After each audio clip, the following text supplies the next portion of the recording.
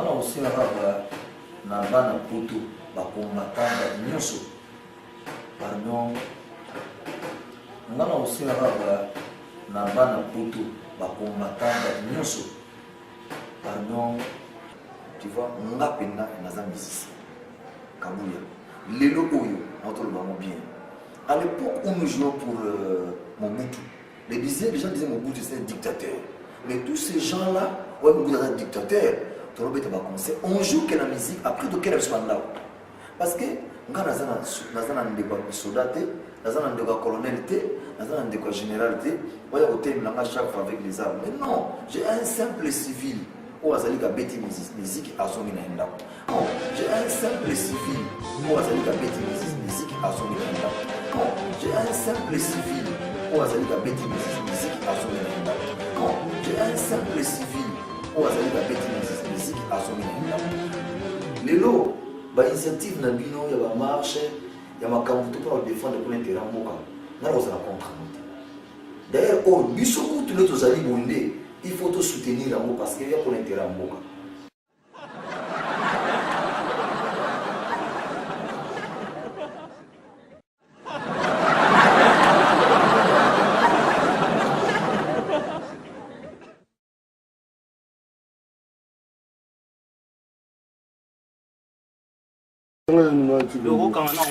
Yo petit la bonne boy ko yo ba la na normalement comment on m'a ça opération va combattant ils ont blagué ça n'a pas ça on va blaguer kambanga na on m'a ça no kambanga na yo dans no calme na lo ngala ça va DVD avant lo ngala ko sobo na lo ngala na lo pesango benga yo mo benga yo ma ça no yo ma ça na ozomo na ma ça na yo ozomo na ma ça na Allô.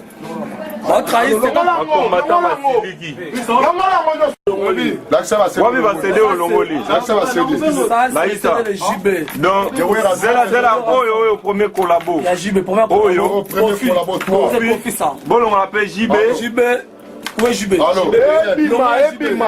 JB. Je ne pas collabo. Va toujours va trahir un mot avant de sanction.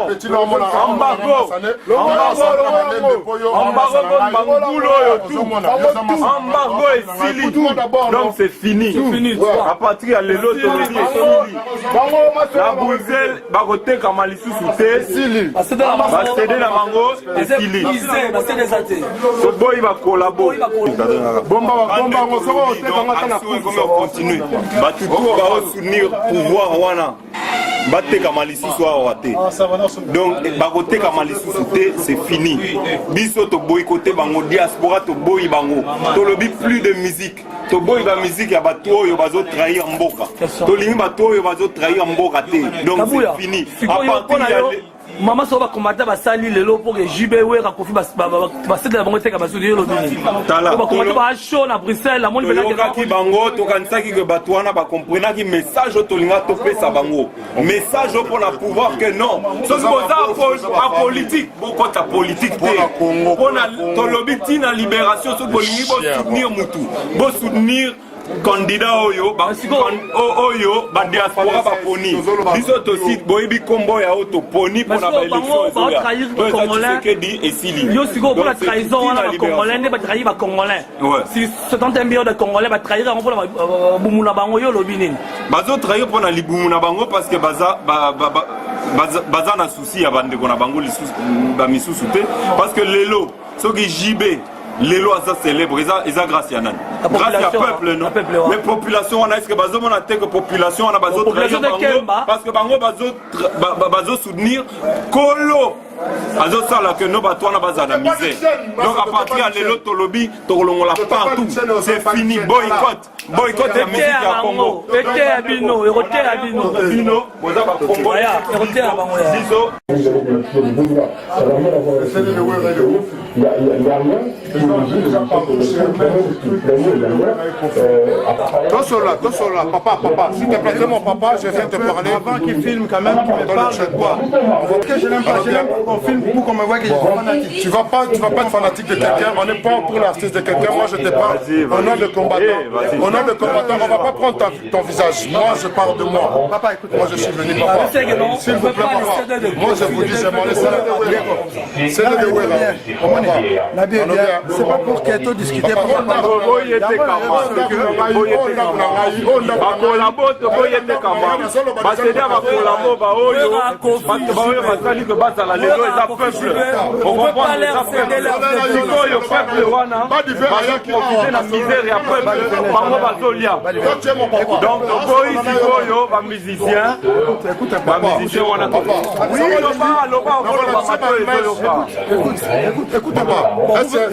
C'est pas grave. Qui veut filmer, si vous voulez une interview, je vais vous donner une interview. On n'est pas pour l'interview. On va donner pour l'interview. On a juste que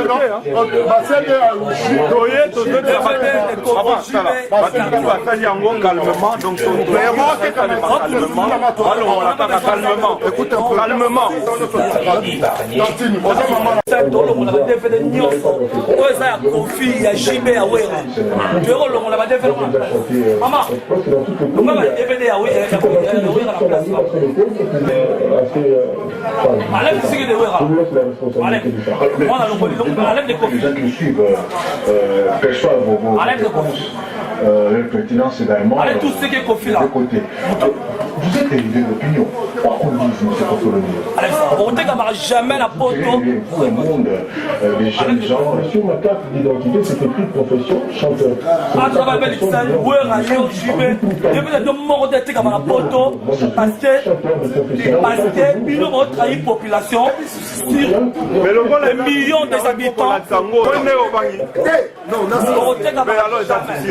Mais c'est là.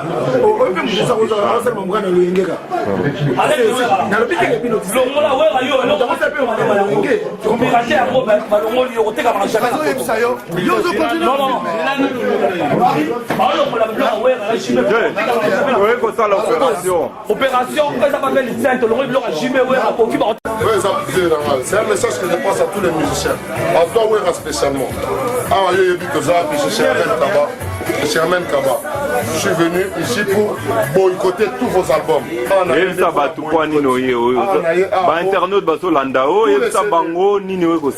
Tous les CD, surtout principalement album Yazoba, Oya Werera, Sokinani, Oyo. Et Oya Werera, ceux qui ont confiré, ceux qui confiré, na ba wemba, surtout na Zoba ya Kestero, mais bon, tu dois comprendre, on a fini à faire dans la été, on fait dans le local, on va la Kasabo Zamaye, mais bon, on va Zoba. Bon, et bien, minute, tu es je te pose un sou pour l'emboka. Le seul message que je te dis, toi, Wera, tu ne mettras plus jamais tes pieds ici à Bruxelles. Tu ne mettras plus jamais tes pieds à Bruxelles. Toi et tous ceux qui sont derrière toi ici à Bruxelles, tu sais que tu es rien. C'est moi qui parle, c'est moi qui dis non, le ballon en face, yo, et bien, maman, non, le ballon. Aux hommes, on a tous les CD, aux hommes, on a maman. Papa, pourtant, on a une affiche. Même si papa est responsable. Hermen Kabazate. Bon.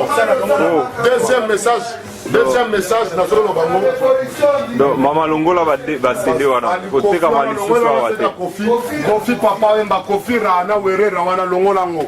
Longolango céder wana wera na jibera na soki na donc tout ce qui est là il faut longolango. Et puis la personne dans le lobby na vie pour faire responsable. Hermen toi tu n'es pas là. Bino nyo surtout ba faire na bisa ba producteur on a solo balabino.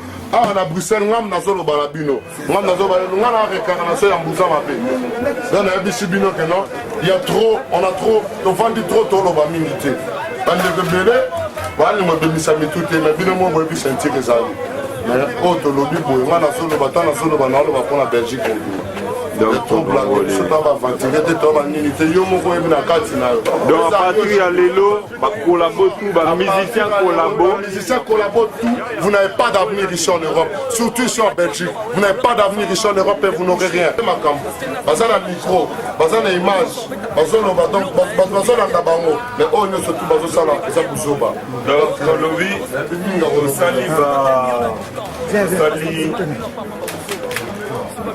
donc lelo tosali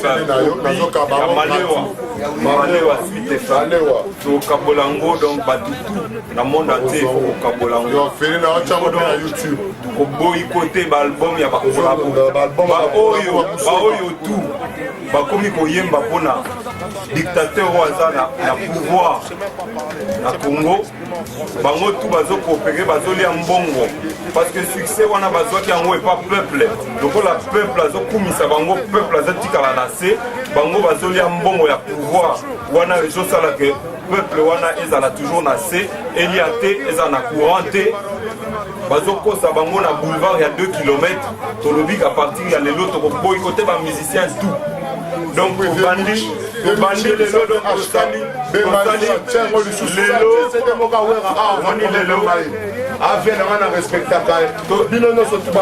lelo tosali bakopi ya malewa suite efa gratuit pour la peuple congolais ozolia mbongo Congo biloko na yo tozozango gratuit donc tokopesa yango peuple congolais bazosouffrir gratuit po ozosala ngo na mbongo ya Congo omoni yango ebele totia en garde occidentaux, nous tiens en garde d'abord Obama parce que tu as très déçu dans le comportement il y a Obama. Alors on n'a pas besoin de présidents forts, mais on a besoin d'institutions fortes. Mais le lot monique vraiment, Oya Lubaki, na Oya Zosala, il y a donc tous qui na rêve, tous qui na espoir de Moutouana pour aider le peuple pour libérer Bango. Na ba dictateur au bazar na kati ya Congo, au bazar na kati ya Afrique, au ça les l'autre côté. Alors totier mise en garde. Biso pe to za makasi na Facebook, totier mise en garde, to lobby que to boycotter élection na ye. Ça veut dire que ceux qui a soutenir révolution à peuple congolais to boycotter élection na ye, vous allez lutter na 2012 na Amérique. Tellement que ba congolais ba ko ça là donc ba ko ça la boycott, il y a élection na ye, vous allez lutter. Il y a un soutien bango en garde occidentaux côté bino awa soutenir révolution donc bino mise en garde tu y a rappelé au moi miloba ya mukira merci vraiment Yamis regarde bitumba ngonde tolobaike bitumba oyo tolobaka tobenga bango ba vampire bandakala vraiment nana mingi ya kolobate pose na sina loba nyonso donc ndenge sawa na biso ya likaka ke révolution na biso ekoma na biti nango tolobi kaka oyo nyonso kobana na bajournaliste kobana na bakolabo surtout na Belgique tozomona bajournaliste mosusu bazorespecte 10 millions de morts te tozomona bato mosusu bazakosala neti kofabrike oyo nyonso koya akombattre révolution oyo tokolandela bandako na bango po donc ndenge toza tokolandela bandako na bango ku donc ndenge zawa bajano kabuya na Romario bazosala bazokote album ya bakolabo wana oyo tous les musiciens rwandais touch oyo basoutenir pouvoir ebomi plus de 10 millions de morts dans l'ambassade de France tous les combattants bakozala le RCK le 11 RCK le 11 septembre ils sont déjà le 9 déjà sur place tokozala wana tokolemba te et puis eloko moko na bino na loba tout le monde bakozala na Canada France Belgique invité bazali nyonso tout kozala combattant eza carte de membre te combattant eza mutu nyonso mutu tout azobundela mboka na ye donc invité bino le 11 septembre na France to prêter main forte na bandeko na biso bazala na France po toyokisa mwana zoba wana Kagame soni il faudrait azonga na mboka na ye na bamaki na nzoto na bafarine na nzoto to invité peuple congolais bozala mobilisé à partir ya le 11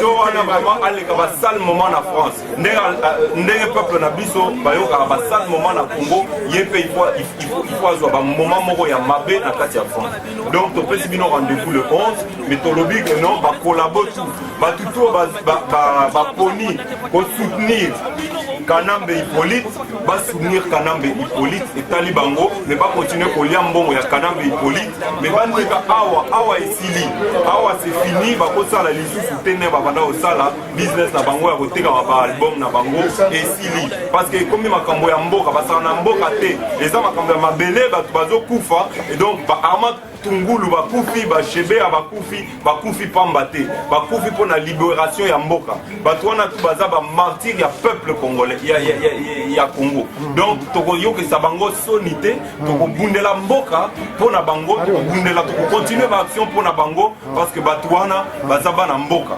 Merci.